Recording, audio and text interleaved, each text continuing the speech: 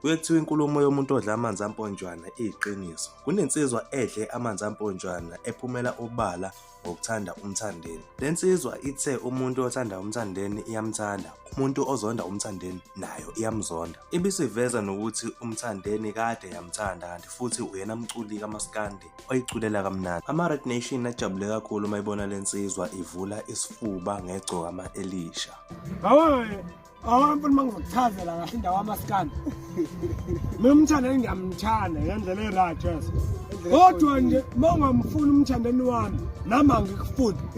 Mina umthandeni yeza mfowethu wangiculela kamnandi suka kudala. So mangamfuni umthandeni nawe angikufuni. Umthandeni wakho. Cha phela hayi ukuthi wami lokho ngampela ngumlandeli wakho umculo wami umthandeni ngendlela.